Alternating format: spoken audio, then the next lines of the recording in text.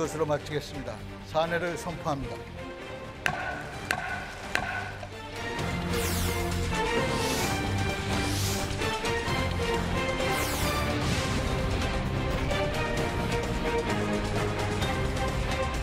우리 대한민국이 학수 코니 하나의 꿈을 실현하고 우뚝 서기를 저는 염원합니다. 대한민국 정치 지도자라면 누구나 꿈꾸고 추구해야 할 목표라고 저는 생각합니다.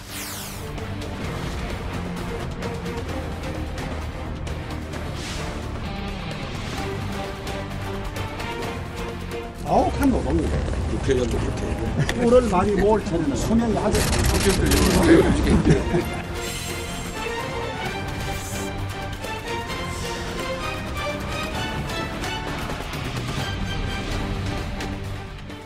오늘 여의도 사사건건 재선 의원 두 분 모셨습니다. 서울 은평을의 민주당 강병원 의원, 서울 서초을의 미래통합당 박성중 의원 자리했습니다. 어서 오십시오. 안녕하십니까. 안녕하십니까. 늦었지만 두 분 다 생환을 축하드립니다.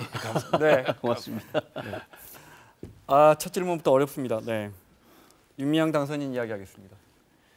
어렵죠? 네. 자, 연일 그야말로 연일 의혹이 윤미향 당선인을 향한 의혹이 연일 불거지고 있습니다. 먼저 김태년 원내대표 이야기 들어보고 이야기 시작하겠습니다. 사실관계 확인이 먼저죠. 더구나 또 윤미향 당선자는 어쨌든 국민이 선출하신 분 아니겠습니까? 예. 우리 어떤 입장을 취하고 결정을 하는 데 있어서는 신중할 필요가 있다고 생각합니다. 인권위도 있고 예. 행안부, 그리고 여가부, 외교부, 또 국세청, 이 해당 기관들이 각각의 어떤 책임과 권한을 가지고 이 정의연의 회계와 관련해서 다 들여다보고 있고, 또 사업이 제대로 진행됐는지에 대한 부분들도 다 지금 들여다보고 있는 것으로 알고 있고요. 예. 또 이 정의연에서도 외부 기관을 통해서 회계 감사를 받겠다, 이렇게 밝혔지 않습니까? 그 결과가 나온 뒤에 어떤 입장을 정해도 저는 늦지 않다, 이렇게 생각을 합니다.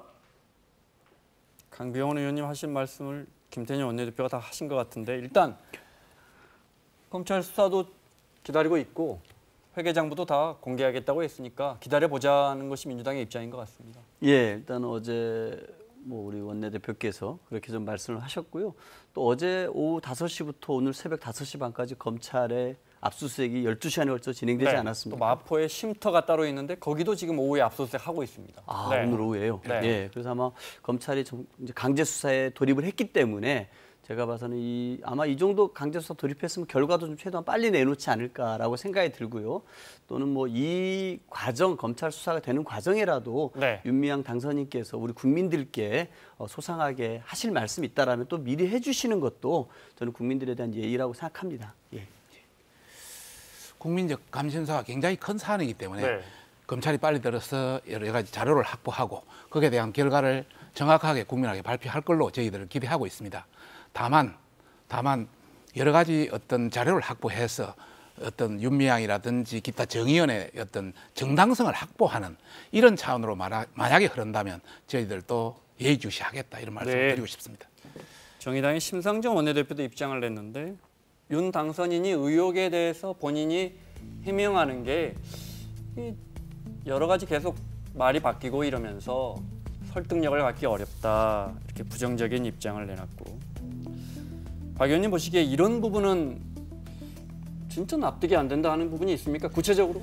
많죠. 굉장히 많죠.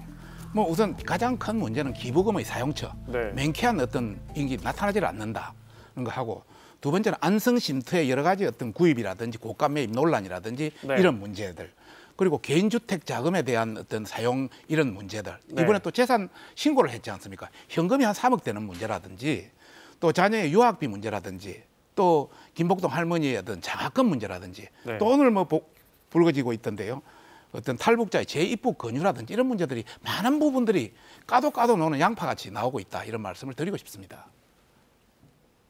저는 어쨌든 윤 당선인께서 꼭 해명해 하셔야 될 부분은 그 개인 계좌로 어떤 기부금을 받았던 부분이 있지 않았습니까? 저는 이 부분에서는 명확하게 밝히시는 게 맞다고 생각합니다. 이 부분 같은 경우는 자칫하면은 많은 오해를 살 수 있고, 검찰이 수사했을 때도 그런 부분에서 뭔가 많은 좀 범죄 행위들이 나올 가능성도 있는 거 아니겠습니까? 저는 그렇기 때문에 먼저 이런 부분들에 대해서뿐만 아니라 여러 의혹들에 대해서는 윤 당선인께서 우리 국민들께서 굉장히 관심을 갖고 있고 국민적인 어떤 눈높이로 봤을 때도 좀 뭔가 투명하게 공개하기를 바라는 거 아니겠습니까? 네. 저는 뭐 30년 동안 이 운동을 위안부 인권 운동을 이끌어 오시면서 많은 어려움도 있으셨을 거라고 합니다. 하지만 이 운동에 대해는 우리 충분히 그 헌신은 당연히 저는 존중해야 한다고 생각합니다. 하지만 이 높아진 국민 수준에 맞게끔 이런 시민단체가 또 국민들에게 회계에 있어서 투명성 네. 그리고 개인적으로 혹시라도 오해받는 부분들에 대해서는 먼저 깔끔하게 국민들께 말씀하시는 게 좋겠다 생각합니다. 네. 그게 한 가지 더 붙인다면은 뭐 회계의 투명성 이거는 기본 중에 기본입니다. 뭐 그동안의 역할에 대해서는 뭐 어느 정도 인정은 합니다만은 회계의 투명성 문제는 진짜 깔끔하게 밝혀야 된다는 문제와 함께 여러 가지 우리 한일 합의 2015년에 한일 합의가 이루어졌지 않습니까? 그게 윤미향 당선자가 사전 인지를 했는지 네. 또 여러 가지 할머니들에게 제대로 전달했는지 이런 문제도 같이 밝혀져야 된다 생각합니다. 네. 지금 말씀하신 부분은 사실은 검찰 수사와는 검찰은 아마 이제 회계장부의 부실 또는 부정, 그래도 이제 횡령이나 배임 혐의 사실 그걸 밝히는 게 검찰 입장에서 어려운 건 아닐 겁니다. 그렇죠? 그렇습니다. 네. 큰 장부가 있으니까. 어려움은 아니지만 지금 말씀하신 부분은 검찰에서 밝히긴 좀 어려울 것 같아요. 그런 것 때문에 국정조사 하시자는 거예요? 뭐 그런 것도 들어 있습니다. 네. 이번에 국정조사를 하게 된 여러 가지 배경에는 우리 내부에서도 여러 가지 논란이 있었습니다. 이게 국정조사 감이냐 아니냐의 논란도 있었습니다. 우선 개인의 어떤 회계 부정이라든지 공익 부분의 회계 부정이라 정도라면은 수사기관의 검찰의 수사로서 충분히 되지만은 네. 이것이 더 나아가서 국내 정치 문제로 비화됐고 또 일본까지 끼어들어서 외교 문제로까지 비화되어 있기 때문에 이것은 국정조사를 하는 것이 바람직하다 이런 판단에서 저희들은 윤미향 TF까지 구성을 해서 각상도 의원이 위원장으로 이미 국정조사에 대한 있습니다. 입장 어떠십니까? 저는 뭐 국정조사까지 갈 사안은 아닌 것 같습니다. 제가 봐서는 회계에 대한 투명성 문제를 검증하는 게 가장 중요한데 검찰이 네. 전격적으로 강제 수사를 진행을 했기 때문에 조만간 결론이 나올 것 같고요. 아까 말씀하셨던 2015년 12월 28일 한일 위안부 합의 네. 그 내용을 사전에 알았느냐 이 문제에 대해서는 이 문제까지 저는 나가는 것은 위안부 인권운동에 대한 저는 큰 대의를 허물 수 있는 거라고 생각합니다. 왜 네. 그러냐면은 적어도 이 운동에 30년 동안 헌신해 온 분이고 또 그 단체들입니다. 만약에 우리 국민을 깜짝 놀라게 하고 경악하게 했던 불가역적으로 합의했다. 그리고 국제사회에서 더 이상 이 문제를 거론하지 않겠다. 그리고 소녀상을 철거하는데 합의하겠다. 협조하겠다는 내용을 먼저 알려줬는데 이걸 윤 당선인이 혼자만 알고 있었다? 저는 그렇지 않았을 거라 확신합니다. 적어도 그 위안부 인권운동의 대의를 우리가 존중을 네. 한다라면은 그런 정말 우리 국민 모두를 놀라게 했던 내용을 사전에 알고서 합의 발표된까지 숨기고 있었다라는 그런 의심들은 거두는 게 맞다고 생각합니다. 우리 강병인 위원님 말씀대로 그렇다면 그렇게 인정하겠습니다만은 그 당시 외교부가 직접 참여했던 분들 또 일부는 저희 당에도 와 계십니다. 그분들이 충분히 사전에 설명을 했고 10억엔 문제라든지 충분히 그 윤 당선자하고 이야기가 됐었다. 그런데 전혀 할머니들한테는 알리지 말라. 여러 가지 문제가 있었습니다. 그래서 그런 문제도 명명백백하게 밝히는 것이 네. 바람직하다 이런 말씀입니다. 그 문제를 조금 더 얘기를 해보면은요. 네. 아마 어쨌든 2015년 연말에 나왔던 그 합의는 굉장히 우리 국민들이 봐도 충격적이지 않았습니까? 이 문제가 불가역적으로 해결됐다고 얘기를 해버렸단 말이에요. 윤병세 장관께서. 근데 그런 중요한 내용을 윤 당선인을 당시 이사장을 만나면서 그런 네. 얘기를 미리 알려줬을 리는 없습니다. 그냥 의례적으로 일본과 잘 논의하고 있다. 일본의 사과를 꼭 받아내겠다. 이런 정도 수준에서 얘기를 했을 거라고 저는 생각을 하고요. 이런 위안부 합의 내용, 이 내용의 구체적인 거를 얘기했을 거라고는 생각하지 않습니다. 그렇게까지 나가는 네. 거는 좀 오버 아닌가 싶습니다. 윤 당선인의 네. 주장은 그런 이야기가 있었습니다만은 충분히 전환분 또 일본의 최근에 관계하는 사람까지 나서서 정언을 한 것이 있기 때문에 그것은 한번 조사를 해보면 충분히 알 수 있다. 밝힐 수 네. 있다는 말씀입니다. 윤병세 장관은 또 그 불가역적이라는 게 해석에 대해서 일본이 입장을 번복하지 못하는 불가역적이다. 또 본인은 그런 해석을 내놓고 계세요. 네네, 또 아시다시피. 그렇습니다. 네. 일본 이야기가 나왔으니까요. 일본의 일부 신문들이 이제 이걸 또 예. 이용을 해서 예컨대 산케이 신문 이런 데서는 일본 증오의 산물 소녀상을 이번 기회에 치우자 뭐 이런 식으로 이렇게 정치적 논의로 흘러갈 수도 있을 것 같아요. 우리가 어떤 회계 부실이나 부정이나 어떤 개인의 잘못에 대해서는 분명하게 들여다봐야 되지만 말씀하신 것처럼 우리 위안부라는 그 참상에 대해서 알려오고 그 대의가 훼손되는 일은 없어야 할 것 같아요. 당연하죠. 네. 당연하죠. 이것은 회계 부정이라든지 또 진실의 팩트의 문제에 대한 부분은 밝히게 되지만은 여러 가지 위안부 문제라든지 앞으로 강제징용 문제라든지 이런 거는 밝힐 건 밝혀야죠. 그래서 그분들의 일부 역할은 저희들도 인정한다 이렇게 말씀을 드리고 있는 겁니다. 저는 그렇게 동의를 하신다고 하면 이 운동을 오랫동안 해왔던 이분들의 대의는 존중해야 됩니다. 헌신도 존중해야 되고요. 그렇기 때문에 이걸 가지고서 국정조사를 해서 합의 내용을 사전에 알았네 몰랐네 이렇게 정치적 공방으로 가게 되면은 정말 이런 반일 종족주의 투쟁 뭐 이런 것들 하고 있는 그 세력들에게 말려들게 되고 일본에게도 저는 좋은 먹잇감을 던져주는 거라 생각합니다. 저는 그렇기 때문에 이 회계 부정의 문제를 투명하게 밝히는 이 정도 수준으로 이 문제를 바라보는 게 좋겠다 생각합니다. 알겠습니다. 하나만 처음에 문제 제기한 이용수 할머니가 25일 날 기자회견 하신답니다. 아마 관심이 모아질 겁니다. 윤미향 당선인이 그제 대구로 찾아가서 이용수 할머니 말씀으로는 예고도 하지 않고 찾아와서 무릎 꿇고 사과하고 안아줬고 하지만 용서하는 건 아니다 이런 보도가 나왔습니다. 이 말씀을 왜 드리냐면 이제 사법적인 판단으로 넘어갈 것 같은데요. 이 문제가 그전에 지난 30년 동안 정말 많은 노력과 성과를 내온 우리 정대협에서 정의기억연대로 이어지는 이 운동의 흐름에 지금 온전하게 윤미향 당선인이나 정 의원이 우리 할머니들을 보듬고 있나 어떻게 보십니까? 문제 제기를 언론이나 수사기관이 시작한 게 아니고 놀랍게도 우리 할머니가 시작을 했어요. 이용수 할머니가. 이 부분 어떻게 보십니까? 저도 참 그 부분이 의아했습니다. 참 의아했고 우리 국민들이 그 매주 열리는 수요 집회를 보면서 이 문제가 정말 제대로 이 피해자들이 납득할 수 있는 방법으로 진실한 사과를 받으면 해결되기를 원했던 거 아니겠습니까? 그리고 그 수요 집회를 항상 응원을 해왔습니다. 그런데 막상 그 수요 집회에 매번 참여하셨던 할머니께서 이런 말씀을 하시고 이런 문제 제기를 하셔서 저도 국민의 한 사람으로 깜짝 놀랐는데요.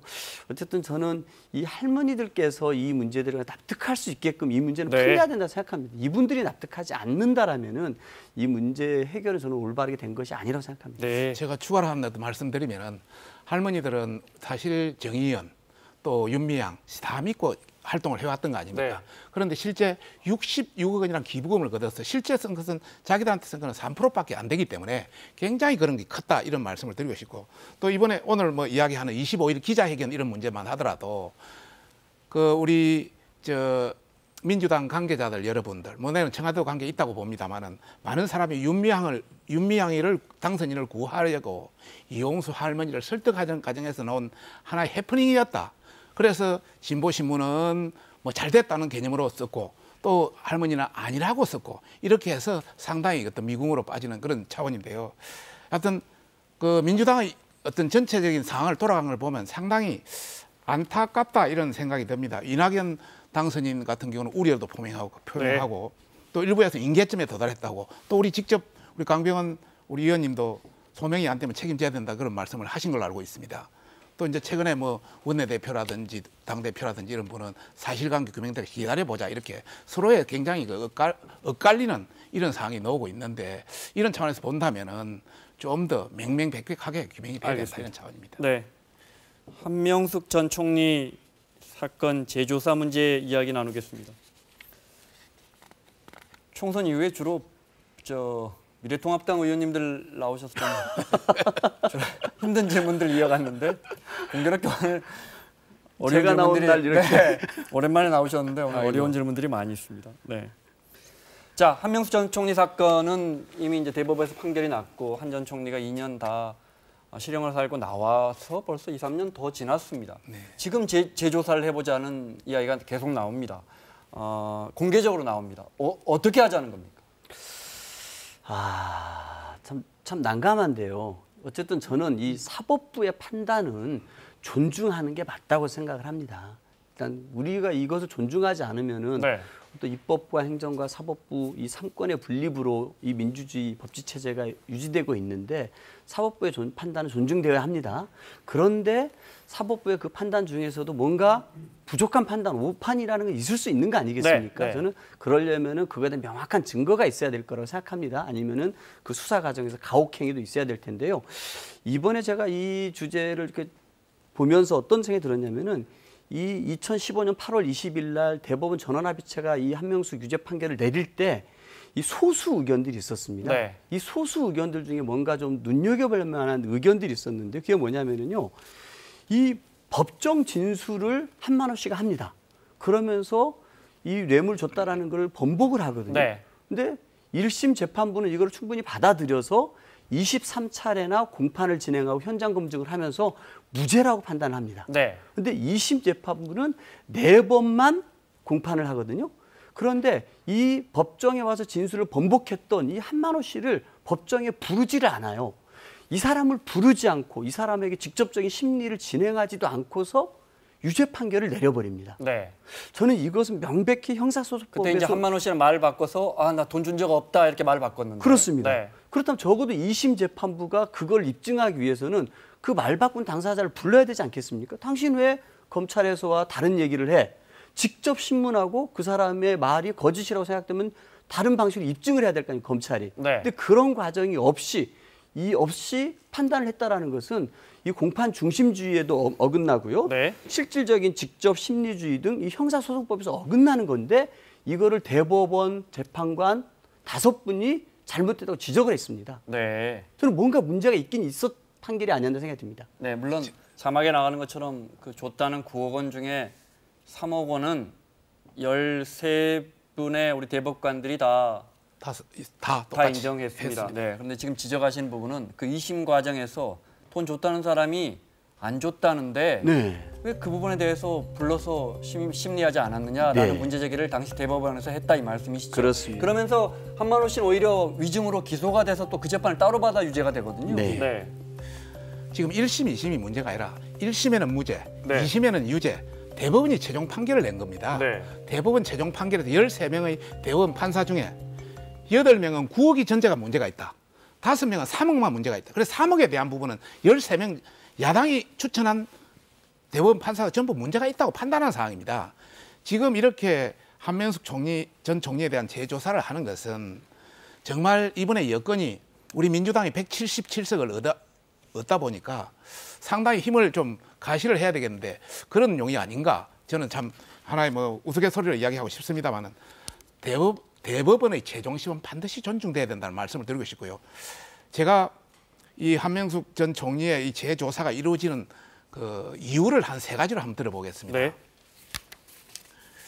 우선 공수처가 아직 발동이 안 됐지 않습니까? 네.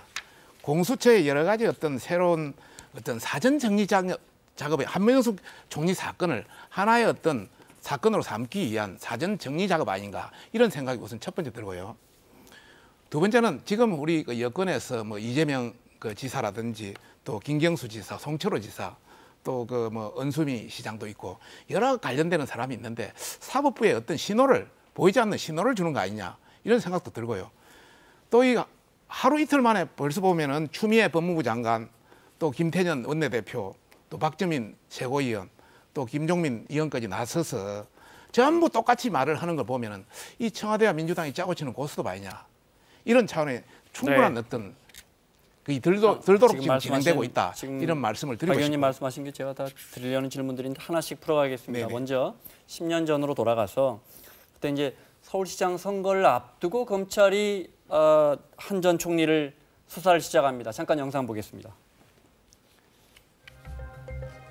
2010년 4월 초에 검찰이 한명숙 전 총리 뇌물수사 사건에 착수하죠. 서울시장 선거 2달 앞두고.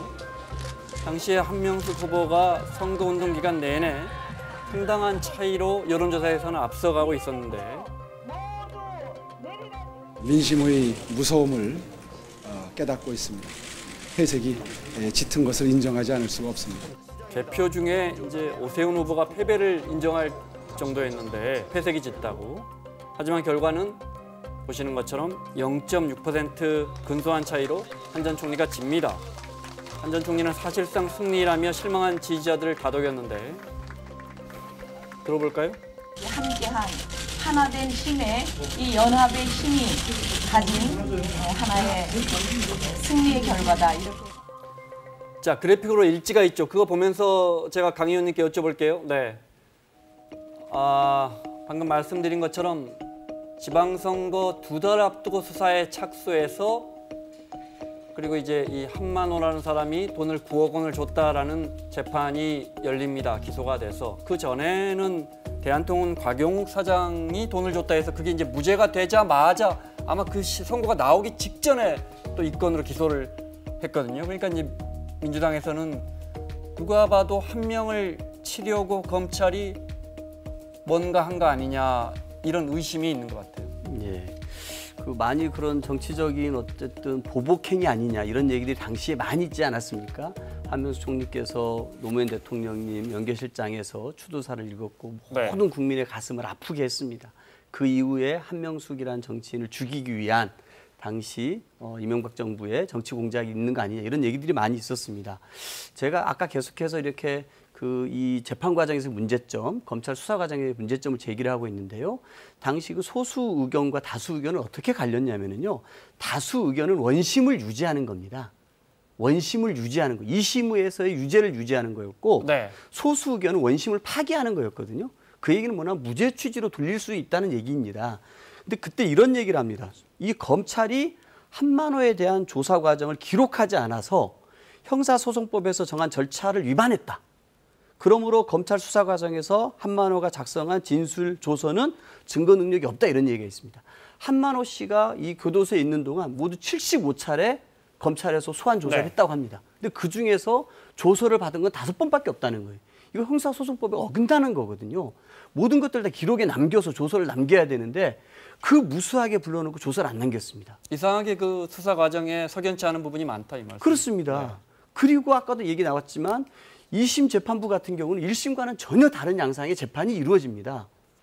적어도 그 중요한 이 한만호 씨 증인을 바꿨다라고 하면은 왜 바꿨는지, 그게 타당성은 있는지, 네. 그럼 9억이란 돈을 어떻게 마련해서 어떻게 줬는지, 그리고 한명숙 당시 총리는 그럼 어떻게 이걸 검찰이 입증을 다 해야 되는 문제 아니겠습니까?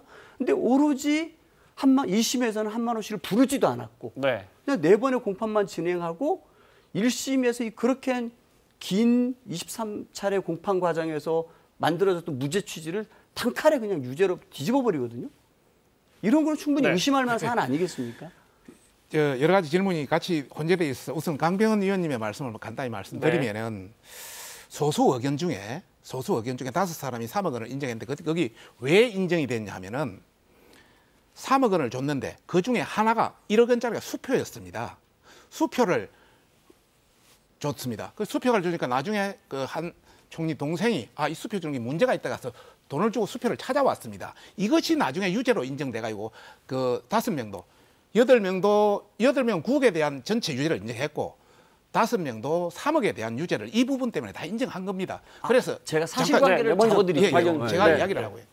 그래서 전반적으로는 소수설도 거의 같은 3억에 대한 부분은 거의 같은 입장이다. 물론 전체적인 그거는 내리보내야 된다는 입장입니다만 두 번째 말씀드리고 싶은 거는 아까 이제 우리 오세훈 전 시장이 새벽 1시에 패배를 어느 정도 인정한다 한 것은 그 당시 1시에 계속 5, 6% 계속 지고 왔습니다. 1시까지도. 네. 그런데 마지막 때 강남권 투표가 왕창 깨졌기 때문에 투표함이 개함되었기 때문에 이렇게 바뀌었다. 이거는 뭐 처음부터 패배를 인정해서 한 게 아니고 중간 과정에서 이제 그런 차원이라는 말씀을 드리고 싶고 이것이 이제 서울시장에 영향을 줬다 이제 이런 걸 뭐 여당에서 지금도 이야기를 하고 계시는데 2009년도 대한통운 5만 불이 기소가 돼서 거기 그 여러 가지 어떤 재판의 결과는 한참 뒤에 나오고요.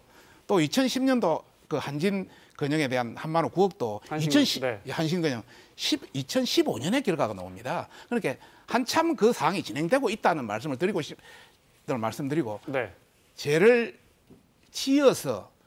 지은 사람이 죄값을 받는 것이지 죄가 없는 사람한테 그런 건 아니지 않습니까? 그런 차원을 말씀드리고 판결의 결과는 말씀하신 것처럼 지방선거 한참 뒤에 나왔지만 일단 기소가 됐어. 야당에서 울산시장 건에 대해서 문제 삼는 건 왜 지방선거 직전에 왜 압수수색 하느냐 이런 거잖아요. 그렇게 기소는 됐기 때문에 한 전 총리도 서울시장 선거를 직전에 여러 가지 기소가 들어오니까. 되고 했으니까 영향은 있을 수 있겠지만은 네. 죄를 지었기 때문에 네. 여러 가지 어떤 진행이 되고 수사가 진행되고 하는 것 아니냐. 네.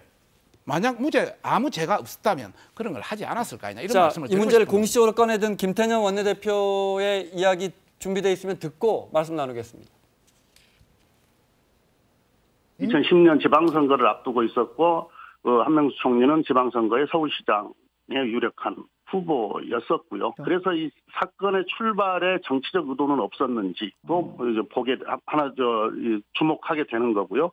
그 다음에 이제 최근에 그 사법농단 사건에서 그 법원에서 작성했던 여러 문건들이 공개가 되지 않습니까? 그 문건에 보면은 당시 이제 상고법원을 관철시키기 위해서 당시 새누리당 대표의 지지를 이렇게 받기 위하여 이제 작성된 문건이 하나가 있는데 한명숙 의원 정자법 위반 사건의 신속한 처리를 공식적으로 요청한 바 있음. 그러니까 새누리당 대표가 뭐 이런 취지의 문건이 공개가 된 바가 있습니다. 그래서 여러 가지로 우리가 의심해 볼 여지가 많은 거 아니겠습니까? 그 사법농단 문건을 보여주실래요? 네, 보면은 한명숙 의원 정치자금법 위반 사건의 신속한 처리를 공식적으로 요청한 바 있음. 저 뒷부분이 중요한데요, 지금. 대법원에서 한명숙에게 무죄를 선고해버리면, 그러니까 무죄 취지로 파기해버리면 사실상 어려울 것으로 보임. 뭐가 어렵느냐? 법원은 당시에 상고법원 설립을 원했는데 여당이나 청와대의 밑보에서 한명숙에게 무죄를 주면 이게 어려워질 것 같다라는 문서가 실제로 발견됐거든요. 그러니까 이런 부분을 의심한다는 거예요. 저 문건이 네. 언제 나왔냐면요. 2018년 7월에 그 대법원 사법행정권력 남용 의혹 관련 특별조사단이 확보한 문건입니다. 사법농단 네. 관련 문건이거든요. 네. 저 문건이 작성된 건 언제였냐면은 2015년 5월 6일이고요. 문건 제목이 이렇습니다. 상고법원 입법을 위한 대국회 전략. 저기에서 얘기한 김 대표가 김무성 대표였거든요.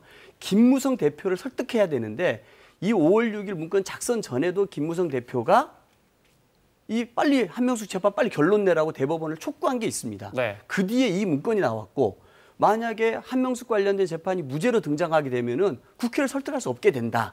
이런 알겠습니다. 취지입니다. 그러니까 뭔가 이 사법농단과 대법원 판결이 뭔가 연관이 있다는 의심을 하게 되는 거고요. 아까 말씀드렸지만 이 대법원 판결의 다수 의견은 원심을 유지하는 것이고 소수 의견 원심을 파기하는 것입니다. 3억을 유죄를 인정하고 6억은 무죄였다 이런 거 아닙니다. 네, 네. 자, 시간이 한 2, 3분밖에 남지 않아서 그래서 제 반론을 좀 예.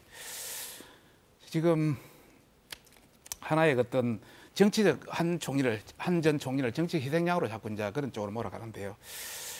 단순히 상고법원 때문에 정치적 거래가 있었냐 이제 그런 이야기를 하고 있고, 두 번째는 한 전 총리에 대해서 정치적 희생양이기 때문에 다시 한번 그 여러 가지 어떤 재조사라든지 이런 명분을 어떤 차원에서 말씀하시는 것 같은데, 대법관 13명 중에 그중에는 야당 출신 대법관도 있습니다. 그분도 13명 모두가 이렇게 간 것은 아닙니다. 서로 대법원 행정처장이나 실무자들이 저렇게 생각이 있다 손치더라도 이것이 재판에 영향을 미쳤다고 객관적인 증거다 그렇게 볼 수는 없다, 이런 말씀을 드리고 싶네요. 자, 어떻게 할 겁니까? 자, 재심 청구를 하면 그 비망록이 관건인데 새로운 분명한 증거가 나와야 재심이 받아들여지는데 그 비망록은 아시다시피 그때 재판에 이미 제출이 돼서 새로운 증거로 인정되긴 쉽지 않을 거고. 맞습니다. 자, 이 문제를 이제 공식적으로 꺼내 들었습니다. 어떻게 풀어나갈까요? 저는 어쨌든 이 문제는 MBC와 뉴스타파가 다시 국민들에게 환기를 시켰고 많은 관심을 불러일으켜서 저희 당도 이제 문제 제기를 하게 됐는데요. 저는 적어도 어쨌든 이 아까 말씀드렸던 네. 검찰의 그런 한만호 씨에 대한 무리한 수사가 있었고 그런 과정에서 형사소송법을 위반해서 73차례나 불러놓고 조서는 5번밖에 꾸미지 않았던 문제 네. 있습니다. 최근까지만 해도 검찰은 이런 검찰이 갖고 있는 검찰권 남용했던 사례들이 많이 있기 때문에 이런 부분은 저는 검찰개혁 차원에서 짚어볼 필요가 있겠다라고 생각이 들고요. 네. 저는 그런 부분에서 뭔가 잘못된 것이 나온다라고 하면은 새롭게 좀 새로운 계기가 될 수 있다고 생각하고, 아까 얘기했던 사법농단 사건에 대해서는 검찰 스스로도 양승태 대법원장을 기소를 해서 재판을 하고 있는 상황 아닙니까? 저는 그런 상황이라 한다라면은 이런 부분에 대해서 아까 그 상고법원과 관련해서 네. 거래를 할 수도 있었겠다라고 유추할 수 있는 문건이 있기 때문에 네. 이런 부분들을 수사할 수 있다라면은 저는 새로운 계기가 만들어질 수 있다고 생각합니다. 저는 다른 의도가 있다고 생각합니다. 정상적인 절차가 있습니다. 재심 절차, 새로운 증거가 없으면 재심 절차가 어렵기 때문에 그걸 안 한다 손치더라도 두 번째 문제는 대통령의 특별 사면으로서 충분히 한 전 총리에 대한 무죄를 할 수도 있습니다. 그것도 네. 대통령의 부담이면 그걸 하지를 못하고 사면으로 무죄가 되는 건 아니지 않습니까? 무죄는 되는 건 아니지만 그러나 특별 사면을 통해서 그게 준하는 조치를 할 수 있는 것 아닙니까? 결국 재심사를 하겠다는 것은 공수처를 통해서 여러 가지 어떤 원래 논리는 일타쌍피 여러 어떤 셀프 면죄부, 어떤 총리에 대한 셀프 면죄부도 주고 검찰 개혁도 이루고 이런 걸 노리는 것 아닌가 저는 그렇게 생각합니다. 너무 좀 이렇게 네. 상상력이 풍부하신 것 같습니다. 혹시 이 문제를 공수처가 출범을 하면 거기서 다시 조사를 할 수도 있겠습니까? 저는 뭐 꼭 그럴 사안은 아닌 것 같습니다. 왜냐하면 어쨌든 추미애 장관이 어제 법사위에서 네. 어쨌든 이 검찰의 잘못된 수사 관행을 좀 되짚어봐야 된다라고 얘기하지 않았습니까? 저는 충분히 그런 부분에 저는 접근하면 될 문제인 것 같고요. 네. 그런 과정에서 무슨 문제가 나왔고 이 재심의 사유가 등장했을 때 재심을 청구해야 되는 문제이지 네. 이 대법원의 판결을 일단 저는 존중하는 게 맞다고 생각합니다. 알겠습니다. 자, 마무리하겠습니다. 미래통합당의 박성중 의원, 민주당의 강병원 의원과 함께했습니다. 수고하셨습니다. 감사합니다.